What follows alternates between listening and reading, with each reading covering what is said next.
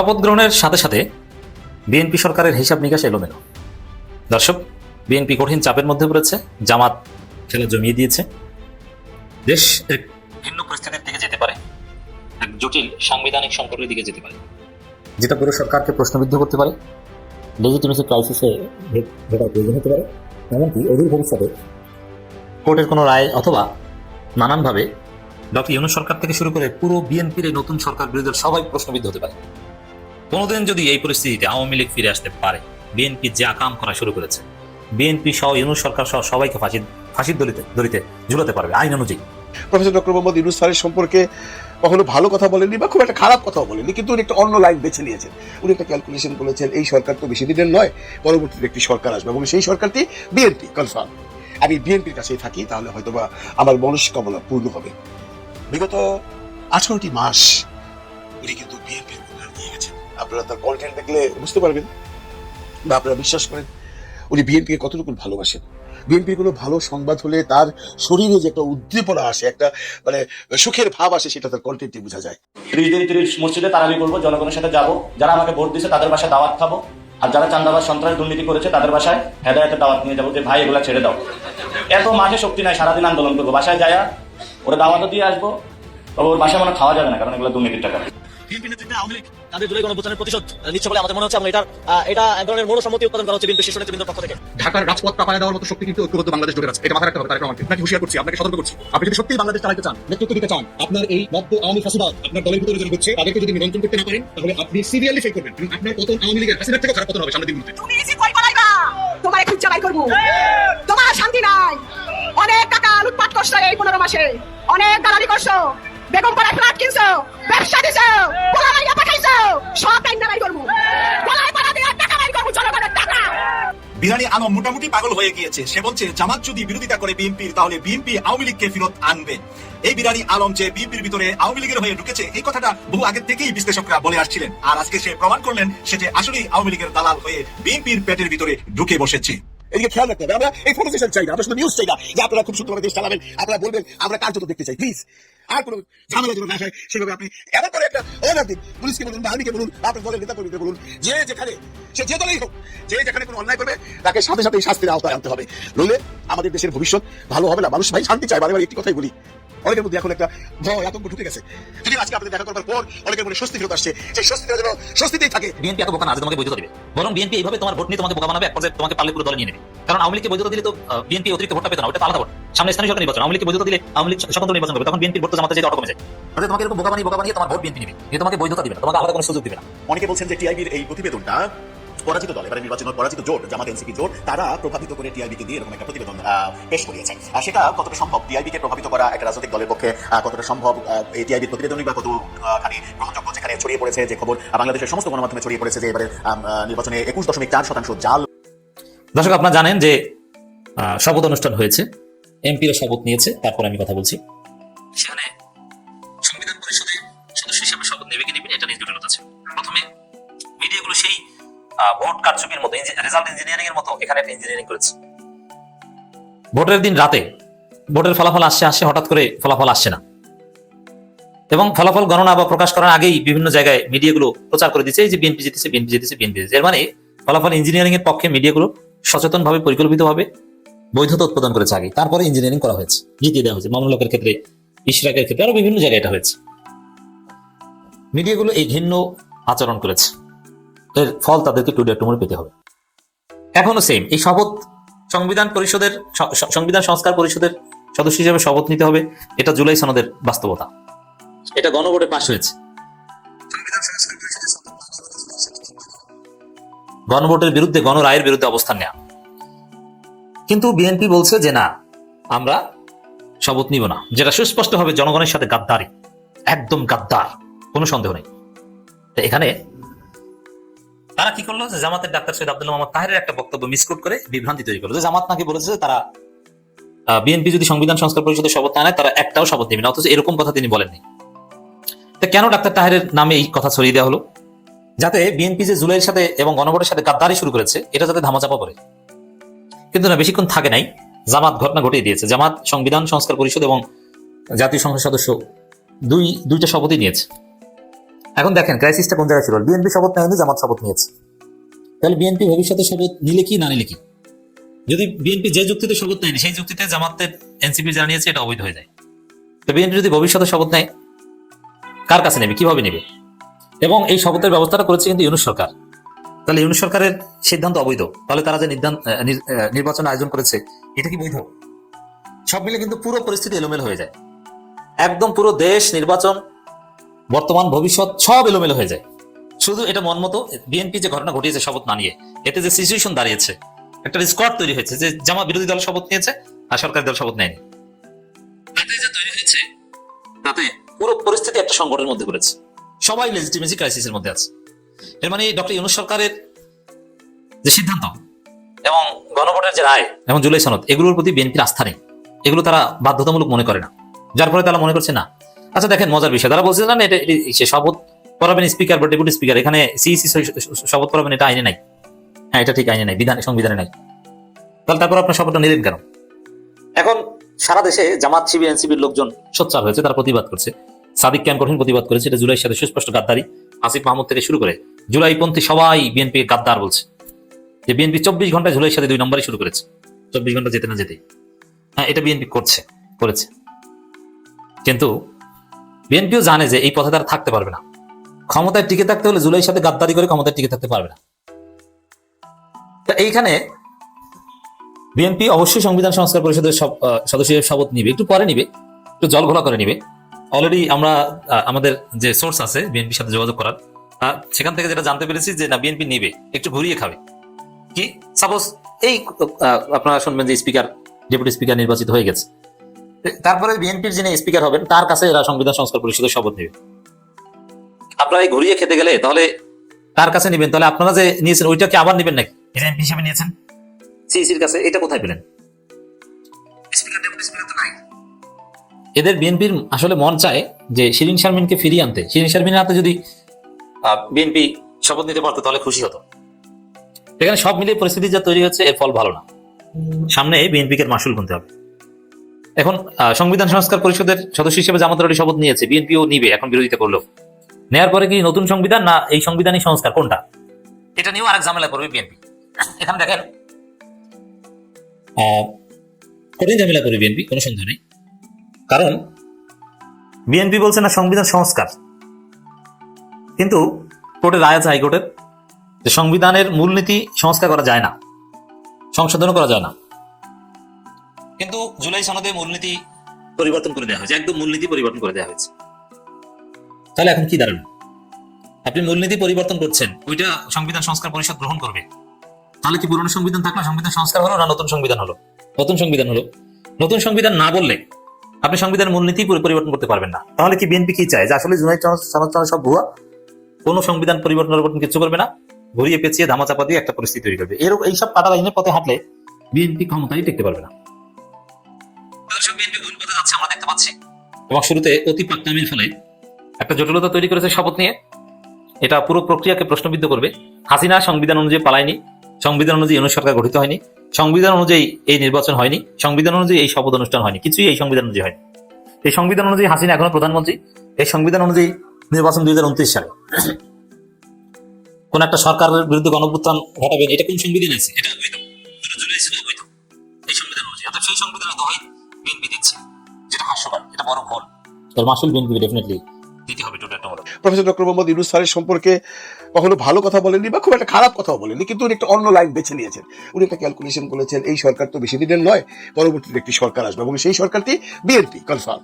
আমি বিএনপির কাছেই থাকি, তাহলে হয়তোবা আমার মনস্কামনা পূর্ণ হবে।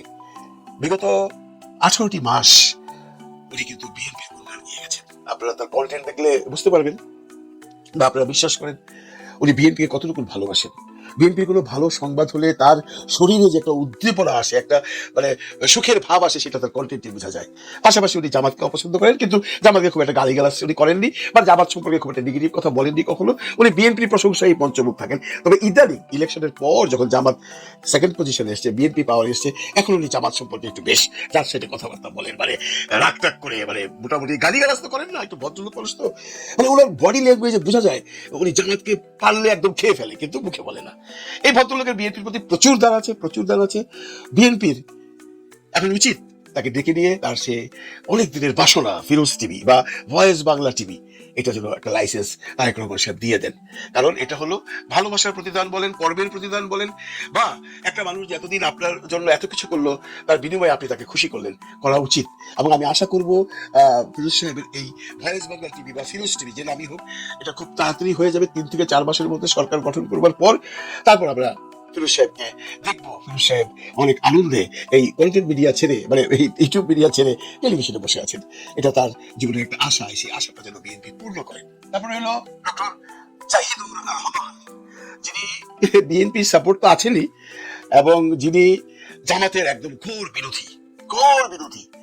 ফিরোজ সাহেব কিন্তু কখনো জামাতের বিরোধী ছিল না, উনি জামাত সম্পর্কে কম কথা বলতেন, কিন্তু সুযোগ পেলে এই ডক্টর জাহিদুর রহমান জামাতকে ধুয়ে ফেলে।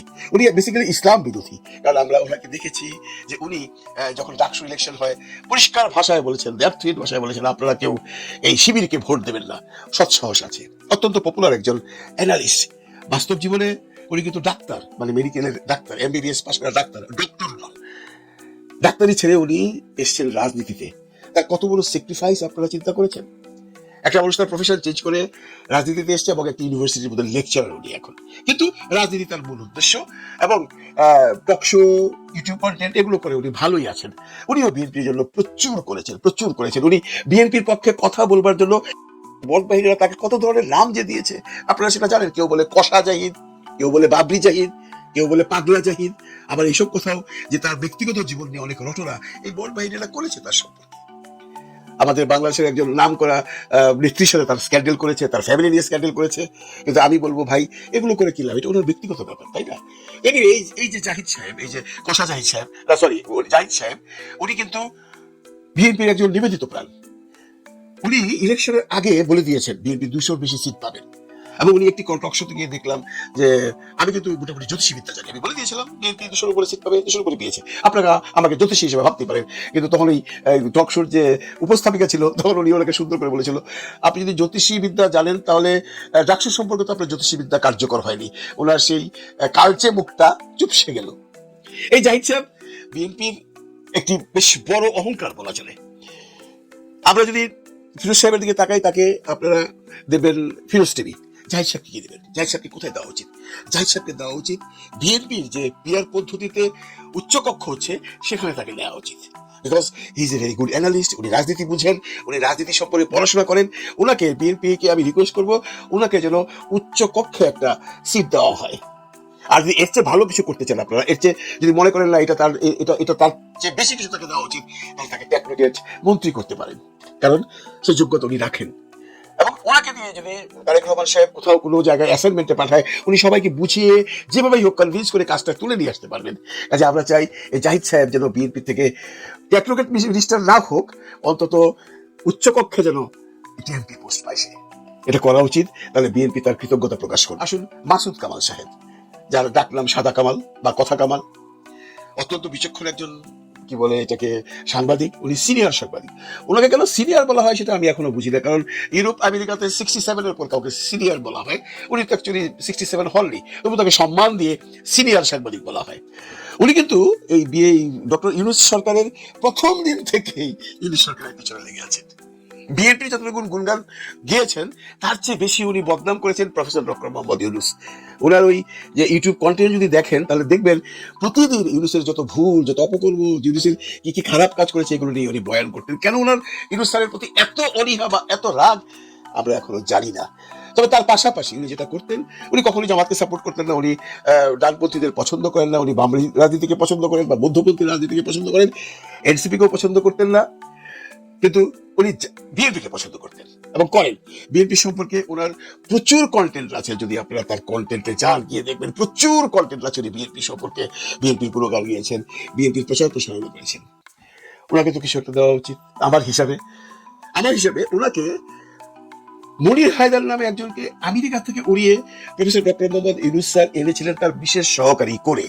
মনির হায়দার অনেকে চেনেনও না, উনি এসছেন আমেরিকা থেকে আমাদের প্রধান উপদেষ্টার বিশেষ সহকারী হিসাবে। কেন professor doctor Mohammad Yunus sir কি এই মাসুদ কামালকে দেখেনি? আপনারা কি মনে করেন মনির হায়দার মাসুদ কামালের চাইতে জ্ঞানী কোনো মানুষ? No no no no no no no never. Munir Haider আর মাসুদ কামাল সাহেবকে যদি ডিবেটে বসিয়ে দেন, মুনির হায়দার 1 সেকেন্ড উড়ে যাবে, 1 সেকেন্ডে উড়ে যাবে। কিন্তু প্রফেসর ডক্টর মোহাম্মদ ইউনূস রতন চিনল না। উনি মাসুদ কামাল সাহেবকে বাংলাদেশে রেখে এমন একটা রত্নকে ফেলে দিয়ে উনি আমেরিকা থেকে মুনির হায়দারকে উড়িয়ে নিয়ে এনে তার বিশেষ সহকারী বানিয়েছেন। আমার মনে হয় ইউনূস সাহেবের প্রতি তার রাগটা এইখানেই, এবং থাকাটাই স্বাভাবিক। হ্যাঁ, উনি যদি মুনির হায়দারের চেয়ে কম যোগ্যতা সম্পন্ন ব্যক্তি হতো তাহলে উনি রাগটা করতেন না। কাজেই যেটা গেছে গেছে, এখন নতুন সরকার আসছে। তারেক রহমান সাহেবের কাছে আমার রিকোয়েস্ট, এই ভদ্রলোক আপনাদের জন্য অনেক করেছেন ভাই, অনেক করেছেন। তাকে অন্তত ওই মুনির হায়দারের জায়গাটা, ইন্দ্র সেন যে মুনির হায়দারের চাকরি তো থাকবে না, প্রধান উপদেষ্টাও নেই, এখন আসছেন প্রধানমন্ত্রী, আপনি আপনার বিশেষ সহকারী করে তাকে আপনার সাথে রাখুন। এটা হবে আপনার কৃতজ্ঞতা তার প্রতি, যে একটি মানুষ এতদিন পরিশ্রম করেছেন এবং একজন যোগ্যতা সম্পন্ন মানুষ, আপনি তো কোনো রাস্তার লোককে এমন কাজটি দিচ্ছেন না। উনি আপনার সমস্ত কাজ সুন্দরভাবে সামলিয়ে নেবে, এটা আপনার দেওয়া উচিত। বাকি রইল শাহেদ আলম, যিনি বিরানি আলম নামে পরিচিত। আপনারা জানেন যে ওনাকে কেন বিরানি আলম বলা হয়, সেই গল্পটা আমি নাইবা বললাম। তুমি যারা জানেন না তাদের জন্য আমি একটু ছোট্ট করে বলে রাখি। উনি আমেরিকার নিউ ইয়র্ক শহরের জ্যামাইকাতে একটি দোকান আছে খলিল বিরানি, সেই খলিল বিরানি থেকে সে রেগুলার চাঁদা নিত, এই জন্য তাকে বিরানি আলম বলা হয়। এই ব্যাপারটা যখন ইলিয়াস হোসেন বলেছে আমি খুব একটা বিশ্বাস করিনি, কিন্তু এই খলিল বিরানির সাথে আমার একটা লিঙ্ক আছে। ইন দ্যাট সেন্স, খলিল বিরানির একজন পার্টনার হলো হিমেল আশরাফ, একজন চলচ্চিত্র পরিচালক, যিনি এই প্রিয়তমা সিনেমাটা বানিয়েছেন। ওর সঙ্গে আমার পরিচয় আছে। ওকে একদিন ফোন করলাম ইলিয়াস হোসেনের কন্টেন্ট দেখবার পর, জিজ্ঞেস করলাম আসলে কি তোমার পার্টনার খলিল সাহেবের কাছ থেকে এরকম টাকা পয়সা নাকি নেয়, শাহিদ আলমকে তুই চিনো? বলে হ্যাঁ জানি, এগুলো হচ্ছে, এগুলো দিতেই হয় বেকার থাকলে, দেখ তো আমি জানি। তো এরপর থেকে দেখলাম বিরানি আলম। আপনি যদি গুগলে বিরানি আলম লিখে সার্চ দেন তাহলে দেখবেন শাহিদ আলমের ছবি এসছে। এই ভদ্রলোক ভালো একজন সাংবাদিক, কিন্তু উনি বেসিক্যালি কি যে করেন তা নিউ ইয়র্কবাসীরাও জানে না। কেউ বলে চানা তুলে খায়, কেউ বলে বইয়ের উপরে খায়। ওনার ওয়াইফ একটা ভালো চাকরি করেন, ওনার ওয়াইফই নাকি ওনাকে চালান। তো উনি ইউটিউব করতেন, তো ইউটিউব করার পরে ওনার খুব একটা চলতো না। উনি সুন্দর করে কথা বলেন সত্যি, ওনার জ্ঞান আছে সত্যি, কিন্তু উনি এমন পেঁচিয়ে পেঁচিয়ে কথা বলেন, বা উনি এমন করে দল বদলান যাতে মানুষ তার প্রতি একটা অনীহা প্রকাশ করে সবসময়। যেমন এই শাহেদ আলম সাহেব একসময় তারেক রহমান সাহেব সম্পর্কে অনেক কটূক্তি করেছে, আবার তখন উনি যখন সাপোর্ট করছে তারেক রহমান সাহেবকে, তখন মানুষ বুঝেছে এই লোকটা তো খালি রঙের বিটির মতো রং বদলায়, কি দেখবো, এই জন্য তার পপুলারিটি কমে গেছে, তার ইউটিউব ধস নেমেছে। এখন উনি চিন্তা করলো নিউ ইয়র্কে বসে আমার তো কিছু করা উচিত। যখন তত্ত্বাবধায়ক সরকার আসলো তখন উনি দৌড়িয়ে চলে আসলেন, এসে প্রফেসর ডক্টর মোহাম্মদ ইউনূস স্যারের সাথে দেখা করলেন, কিছু একটা চাইলেন, কিছু একটা পেলেন না, ব্যাক করলেন, আমেরিকা চলে গিয়ে ভাবলেন কি করা উচিত। তখন উনি এই ডক্টর জাহিদ, মাসুদ কামাল, মুস্তফা ফিরোজের মতো একটা ডিসিশন নিয়ে ফেললেন যে এই সরকার তো বেশি দিন থাকবে না, এরপর তো একটা নতুন সরকার আসবে, ইলেকশন হবে, সেটা জুনে হোক, ফেব্রুয়ারিতে হোক, যখনই হোক হবেই। তো কে আসতে পারে সরকার? তো সরকার লেছে বিএনপি আসবে। উনি বিএনপির গুণগান শুরু করলো। যে মানুষটি কদিন আগে বিএনপি সম্পর্কে অনেক বাজে বাজে কথা বলেছে, কি বলেছে আপনারা জানেন, এগুলো ভার্চুয়াল মিডিয়াতে ঘোরাঘুরি করছে, আমি আর বলতে চাই না। সেই বিএনপি সম্পর্কে বদনাম করা মানুষটি আবার বিএনপির গুণগান শুরু করলো। তারেক রহমান সাহেব উদারবনের মানুষ, উনি হয়তো বুঝেছেন বা ওনাকে হয়তো বলেছেন, আমি তখন যে কোনো কারণে বাধ্য ছিলাম, আমি এগুলো বলেছি বা এগুলো আমি বলিনি, এগুলো এআই দিয়ে করানো হয়েছে। তারেক রহমান সাহেব ক্ষমা করে দিয়েছেন, ক্ষমা করে দিয়ে তাকে বুকে টেনে নিয়েছেন। বুকে টেনে নিয়েছেন বলতে সত্যি সত্যি বুকে টানেননি, মানে তারেক রহমান সাহেব ভাবছে ঠিক আছে, একটি দল, একটি মানুষ যদি আমার দলের জন্য কিছু বলে, আগে কি বলেছে ভুলে যাও, বলুক না, আমারই তো লাভ হচ্ছে। উনি গুণগান শুরু করলেন, উনি এমন গুণগান শুরু করলেন এবং এমন একটি হলেন, আমি যে তিনজনের নাম বললাম তাদের চেয়ে 10 ডিগ্রি উপরে। শুধুমাত্র ইউটিউব কন্টেন্ট বানানো নয়, প্রতিটা সেকেন্ডে উনি ফেসবুকে একটার পর একটা স্ট্যাটাস দিয়ে নিউজ দেওয়া শুরু করলেন বিএনপি সম্পর্কে, বিএনপি এই হচ্ছে প্রতি মিনিটে দেওয়া শুরু করলেন, যেটা ওখান থেকে তার ইনকাম হচ্ছে এবং এটা বিএনপির নজরেও পড়েছে। এই ভদ্রলোকের জন্য কিছু একটা করা উচিত এবং আমার মনে হয় অবশ্যই করবেন, এবং আমি রাস্তাটা বলে দিতে পারি। আপনারা জানেন প্রফেসর ডক্টর মোহাম্মদ ইউনূস সাহেবের যখন সরকার ছিল বা এখনো আছে, ওয়াশিংটনে বাংলাদেশ মিশনের প্রেস সেক্রেটারি হয়ে গেছেন বাংলাদেশ থেকে উড়ে গোলাম মুর্তজা। কোন সোর্সে গেছেন আমরা জানি না, তবে শোনা কথা উনি আসিফ নজরুল সাহেবের ফ্রেন্ড, মানে একদম খুব ক্লোজ ফ্রেন্ড, এরকম ছবি দেখেছি, বিনাকা ফ্রেন্ড আর কি। আসিফ নজরুল সাহেব তাকে দিয়েছেন, তার কিন্তু সেই কোয়ালিটি নেই। ওই সময় যদি ইউনূস স্যার এই গোলাম মুর্তজাকে না পাঠিয়ে মাসুদ কামাল, ডক্টর জাহিদ বা এই ধরনের কাউকে পাঠাতো, তাহলে হয়তো ইউনূস সাহেবকে বিগত 16 মাস কোনো কথা শুনতে হতো না, এদের গালাগালি শুনতে হতো না। কিন্তু পাঠাননি, না পাঠিয়েছেন গোলাম মুর্তজাকে। এই গোলাম মুর্তজাকে তখন চলে আসতে হবে। এখন তো তারেক সাহেবের সরকার এসেছে বিএনপির, ও আসার পর জায়গাটা খালি হবে। সেই জায়গায় এই শাহেদ আলম সাহেবকে নিউ ইয়র্ক থেকে ওয়াশিংটনে নিয়ে যাওয়া উচিত। গোলাম মুর্তজাকে প্লেনে করে বাংলাদেশে ব্যাক করাবে, আর শাহেদ আলম সাহেব গাড়ি ভাড়া করে চলে যাবে ওয়াশিংটন ডিসিতে।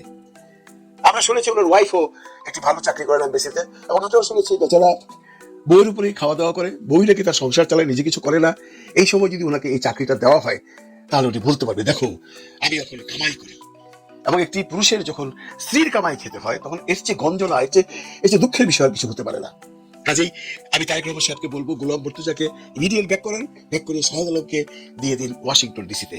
উনি গর্বের সাথে ওনার ওয়াইফকে বলতে পারবেন, দেখো দেখো আমি এখন বাংলাদেশ গভর্নমেন্টের প্রেস সেক্রেটারি। এটা আপনার করা উচিত, আপনাদের জন্য অনেক কষ্ট করেছে বেচারা, অনেক কষ্ট করেছে, এটা একটু ভেবে দেখবেন। আমি ভিডিওটা এখানে শেষ করে দিচ্ছি বন্ধুরা। শুধু শেষে একটা উপসংহার টেনে দিতে চাই, আপনারা কথাটা লিখে রাখতে পারেন বা মনে রাখতে পারেন। আমি যে কথাগুলো বললাম, যে কর্মগুলো করবার জন্য বিএনপির কাছে বিনীত অনুরোধ করলাম, এগুলো যদি করা না হয়, মানে ফিরোজকে যদি টিভি না দেওয়া হয়, মাসুদ কামালকে যদি মনির হায়দারের জায়গায় না নেওয়া হয়, ডক্টর জাহিদকে যদি আপনার উচ্চ কক্ষে অথবা কোনো টেকনিক্যাল মিনিস্ট্রে পদ দেওয়া না হয়, বা শাহেদ আলমকে যদি ওই ওয়াশিংটন ডিসিতে বাংলাদেশ সরকারের প্রেস সেক্রেটারি না বানানো হয়, তাহলে এরা চারজন আগামী 6 মাস থেকে 8 মাস থেকে বড় জোর 1 বছর পরে বিএনপির সম্পর্কে বদনাম শুরু করবে। আপনারা লিখে রাখতে পারেন, এরা হলো অতিথি পাখি, এরা সময় বুঝে ঝোপ বুঝে কূপ দেয়, যদি পাখি ধরা না পড়ে অন্য জায়গায় চলে যায়। আপনারা লিখে রাখেন, এই চারজনকে যদি বিএনপি সরকার মর্যাদাপূর্ণ কোনো কর্মাদি না দেয়, যে সম্মান না দেয়, এই চারজন দিন রাত বিএনপির বদনাম করবে, যেমনটি এরা গত 17 মাস করেছে। ভালো থাকবেন সবাই, ভালো রাখবেন সবাইকে, আল্লাহ হাফিজ। নির্বাচনের পর প্রত্যেকের নজর ছিল কি করতে যাচ্ছে বিএনপি। বিএনপির জন্য প্রথম চ্যালেঞ্জ হয়ে গেছে বিরোধী মতের উপর হামলা। ইতিমধ্যে বেশ কজনের প্রাণ গেছে, আমরা খবর পেয়েছি। টেলিভিশনগুলো খুব একটা সংবাদ প্রচার না করলেও সোশ্যাল মিডিয়াতে প্রতি মুহূর্তে বাংলাদেশের বিভিন্ন প্রান্ত থেকে খবর আসছে বিরোধী মতের উপর বর্তমান যারা সরকারে বসবে বিএনপি, তাদের হামলার খবরগুলো, ধর্ষণের ঘটনাও ঘটেছে। দুঃখজনক ব্যাপার হলো, তারেক রহমান যখন নতুন মন্ত্রী পরিষদ গঠন নিয়ে ব্যস্ত, রাষ্ট্র নিয়ে চিন্তা করছেন, সেই সময়টাতে ইউনূস সরকারের বিদায় ঠিক আগ মুহূর্তে হঠাৎ করে দলীয় ব্যানারে কিছু সন্ত্রাসীরা মারমুখী হয়ে উঠেছে। বিভিন্ন জায়গায় দেখা গেছে বিএনপির এমপি যারা নির্বাচিত হয়েছেন তারা এটাকে রোধের চেষ্টা করছে। আবার কোথাও কোথাও দেখা গেছে বিএনপি নেতারা, কর্মীরা জামাত এবং এনসিপির উপর হামলা করেছে। এই সংখ্যাটা ক্রমান্বয়ে বাড়ছে এবং এটা নিয়ে সব রাজনৈতিক মহলে উদ্বেগও বাড়ছে। সবকিছুর ঊর্ধ্বে তারেক রহমান গতকালকে প্রেস কনফারেন্স করে যে বক্তব্য দিয়েছেন, সেখান থেকে বিরোধী মত আশ্বস্ত হয়েছেন যে তারেক রহমান একটা নতুন বাংলাদেশের স্বপ্ন দেখছে, যেটা হাসিনার মতো হবে না। এবং আজকে তারেক রহমান সবচেয়ে চমকপ্রদ যে কাজটি করলেন, একজন বিজয়ী ব্যক্তিবাদ আগামীর যিনি প্রধানমন্ত্রী হচ্ছেন বাংলাদেশ নামক রাষ্ট্রের, তিনি পরাজিত শক্তি অর্থাৎ 11 দলীয় জোটের প্রধান ডক্টর শফিকুর রহমান জামাতের আমিরের বাসায় হাজির হয়েছেন। এর পরপর তিনি আরেকটি দলের প্রধান এনসিপি নাহিদ ইসলামের বাসায় হাজির হয়েছেন। আমরা ছবি দেখালে খুশি হবে নাকি আপনার ছবিটা সোশ্যাল মিডিয়ায় দেখে ফেলেছে? তারেক রহমান এবং ডক্টর শফিকের মধ্যে বেশ সোশ্যাল মিডিয়ায়, এবং বলা হচ্ছে যে শফিকুর রহমানের সঙ্গে সাক্ষাৎ করেছেন জনাব তারেক রহমান। এই সময়টা যে আলোচনাগুলো হয়েছে, সেই আলোচনার গুরুত্ব পয়েন্টগুলো গণমাধ্যমে এসছে। ডক্টর শফিকুর রহমান তারেক রহমানকে ফুল দিয়ে বরণ করেন এবং দুজনেই বেশ কি বলবো, যে দুটো রাষ্ট্রের মধ্যে, দুটো বিরোধী দলীয় মধ্যে যে সৌজন্যতা আমরা দেখিনি এত বছর, সেটা আমরা দেখলাম দুজনের মধ্যে। জামাতের আমির তার একটা ফেসবুক, ভেরিফাইড ফেসবুক স্পষ্ট করে বলেছেন যে বাংলাদেশ জাতীয়তাবাদী দল বিএনপির চেয়ারম্যান তারেক রহমানকে বাংলাদেশের ভবিষ্যৎ প্রধানমন্ত্রী হিসেবে অবগত জানাচ্ছে। তিনি আজ আমার আবাসিক কার্যালয়ে এসেছিলেন। তার এই আগমন আমাদের জাতীয় রাজনীতির জন্য এক ঐতিহাসিক মুহূর্ত। আমি তার এই আগমনকে স্বাগত জানাই এবং প্রত্যাশা রাখি সংলাপ ও দায়িত্বশীলতার মাধ্যমে এটি রাজনৈতিক পরিপক্কতা ও পারস্পরিক শ্রদ্ধার এক নতুন অধ্যায় সূচনা করবে। তিনি আরো বলেন, আমি এমন এক বাংলাদেশ করার স্বপ্ন দেখি যা হবে ফ্যাসিবাদ মুক্ত, সার্বভৌম এবং ইনসাফ ও ন্যায় বিচারের উপর প্রতিষ্ঠিত। বাংলাদেশ জামায়াত ইসলামী এবং 11 দলীয় জোটের সাথে মিলে একটি সমৃদ্ধ, স্থিতিশীল ও আধুনিক রাষ্ট্র প্রতিষ্ঠার প্রতিশ্রুতিবদ্ধ, যা গণতান্ত্রিক মূল্যবোধ এবং সাংবিধানিক শাসনের উপর ভিত্তি করে পরিচালিত হবে। আমাদের আলোচনায় তিনি আশ্বস্ত করেছেন যে, অর্থাৎ জামাত আমির বলছেন যে তারেক রহমানের সঙ্গে আলোচনায় তারেক রহমান তাকে আশ্বস্ত করেছেন নির্বাচন পরবর্তী সহিংসতা এবং বিরোধী দলের কর্মী ও সংখ্যালঘু সম্প্রদায়ের উপর যে কোনো হামলা রোধে তিনি কার্যকর পদক্ষেপ নেবেন। আমি এই আশ্বাসকে সাধুবাদ জানাই। আমাদের প্রত্যাশা কোনো নাগরিকই যেন ভয়ভীতি বা নিরাপত্তাহীনতার শিকার না হয়। জামাত আমির বলেন, জাতীয় স্বার্থের বিষয়ে আমরা নির্বাচিত সরকারকে পূর্ণ সহযোগিতা প্রদান করব। তবে একটি আদর্শিক বিরোধী দল হিসেবে আমাদের সাংবিধানিক দায়িত্ব পালনে আমরা আপোষহীন থাকব। সরকারের জনকল্যাণমূলক কাজে আমাদের সমর্থন থাকবে, কিন্তু যেখানে জবাবদিহিতার প্রয়োজন হবে সেখানে আমরা সোচ্চার থাকব। আমাদের উদ্দেশ্য সংঘাত নয়, বরং সংশোধন। বাধা দেয়া নয়, বরং পর্যবেক্ষণ। দেশের মানুষ এমন একটি সংসদ প্রত্যাশা করে যা ন্যায় বিচার ও নাগরিক অধিকার রক্ষা করবে এবং স্থিতিশীলতার সাথে রাষ্ট্রকে সামনে এগিয়ে নিয়ে যাবে। অর্থাৎ জামাত আমিরের এই বক্তব্যটি থেকে আমরা বুঝলাম যে তিনি তারেক রহমানকে এই বার্তাটা দিয়েছেন, তারা একটা গঠনতান্ত্রিক ভালো বন্ধুর মতো বিরোধী দল হতে চায়। তারা জবাবদিহিতার কাছে জবাব চাইবে, আবার রাষ্ট্রকে ঐক্যবদ্ধ করে এগিয়ে নেওয়ার ক্ষেত্রে সম্পূর্ণ সহযোগিতা করবে। আমি বিশ্বাস করি 54 বছর পর বিএনপি একটি কার্যকর বন্ধু বা মিত্র হিসেবে বিরোধিতা পাচ্ছে। এর আগে শেখ হাসিনা আমরা দেখেছি যে বিএনপি জামাতকে আউট করে জাতীয় পার্টিকে বিরোধী দল বানিয়েছে। এছাড়া বিএনপি আওয়ামী লীগকে, আওয়ামী লীগ বিএনপিকে পেয়েছে, যেখানে কার্যকর কোনো বিরোধী দলকে আমরা সরকারের পক্ষ থেকে সাহায্য করতে দেখিনি, বা বিরোধী দল আন্দোলন সংগ্রাম ছাড়া সরকারকে কোনোভাবে সহযোগিতা করেনি। কিন্তু এবারই আমরা লক্ষ্য করছি যে তারেক রহমান তার সৌজন্যতার সর্বোচ্চ পর্যায়ে, মানে তার যে সৌজন্যতা তিনি সর্বোচ্চ পর্যায়ে দেখিয়েছেন। অর্থাৎ তিনি বিজয়ের পর প্রধান বিরোধী মিত্রের কাছে তিনি ছুটে গেছেন এবং তিনি সেখানে গিয়ে তাদের সাথে সৌজন্য সাক্ষাৎ করেছেন। এটা বাংলাদেশের ইতিহাসে একটা নতুন নজির স্থাপন করলেন তারেক রহমান। শুধু তিনি সেখানে যাননি, তিনি গেছেন নাহিদ ইসলামের সাথে দেখা করতে। সেখানে এনসিপির আক্তার সার্জিসরাও উপস্থিত ছিল। এই সময় নাহিদ ইসলাম তারেক রহমানকে বলেন, সারা দেশে এনসিপি নেতাকর্মীদের উপর বিএনপির নামটি উচ্চারণ করে বলেছেন যে তাদের কর্মীরা আক্রমণ চালিয়েছে, অনেককে মারধর করেছে, বাড়িঘর জ্বালিয়ে দিয়েছে। তারেক রহমান সেখানে আশ্বস্ত করেছেন এটা পক্ষে তিনি সবচেয়ে শক্ত ভূমিকা পালন করবেন। তার মানে তারেক রহমান এই বিষয়টি অতটা হবে। প্রশ্ন এখানে দুটো আসে, এটা তো আমাদের সিনারি আজকে। এই ঘটনা থেকে তারেক রহমান কি বার্তা দিলেন? জামাত তারেক রহমানকে বোঝালেন আমরা আপনাকে সাপোর্ট দেব, রাষ্ট্রকে এগিয়ে নিতে, কিন্তু আপনি যদি কোনো ভুল করেন আমরা জবাব দিতে চাইব। গুড। তারেক রহমান বললেন যে আমি আপনাদের সহযোগিতা চাই রাষ্ট্রকে এগিয়ে নিতে। দুর্দান্ত একটি কথা বললেন তারেক রহমান যে আমরা পূর্বের মতো ঘেলঘেল করতে চাই না, কামড়াকান্দি করতে চাই না ভাই ভাই। আমরা চাই এই রাষ্ট্র গঠনে যদি আমরা নিজেদের মধ্যে দূরত্ব কমিয়ে পার্লামেন্টে বসে কিভাবে মানুষের ভাগ্য পরিবর্তন করা যায় এই ব্যাপারে কাজ করি, তাহলে রাষ্ট্র এগিয়ে যাবে।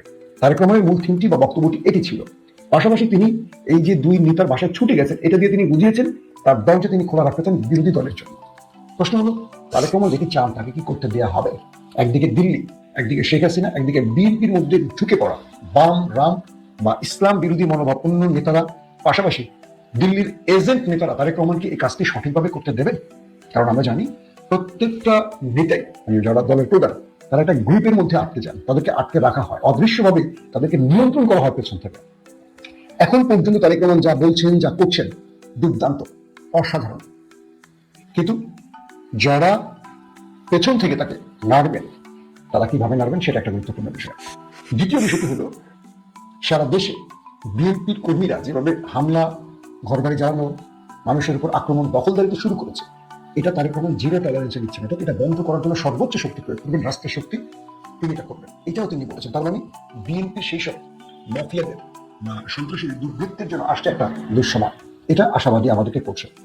আরেকটি বিষয়, আগামী সরকার গঠনে তারেক রহমান বিরোধী দলের কাউকে মন্ত্রিত্বের অফার করেছে কিনা এই বিষয়টা এখন স্পষ্ট হয়নি, তিনি জানার চেষ্টা করেছিলাম, কিন্তু এটির কোনো সদুত্তর পাইনি। তিনি নতুন মন্ত্রিসভা গঠন করছেন, সম্ভব অনেকের নাম আসবে।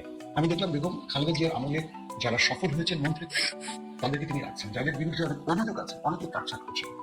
সবকিছু মিলিয়ে আমার কাছে মনে হচ্ছে তারেক রহমান একটা পজিটিভ বাংলাদেশের দিকে এগোতে চান।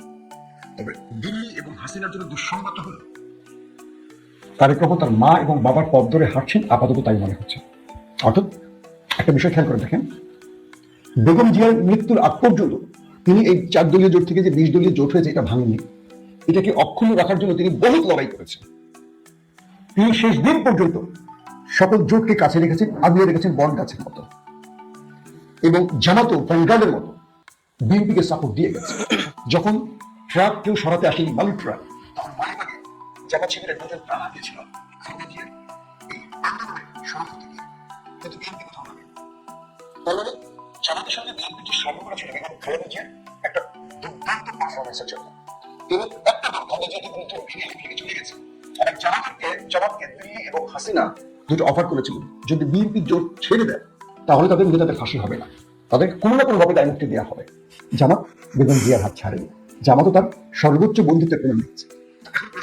আওয়ামী লীগ মুক্ত বাংলাদেশের জামাত এবং বিএনপি তারা সরকারি দল এবং বিরোধী দল হলেও তাদের মধ্যে একটা গুড আন্ডারস্ট্যান্ডিং আছে।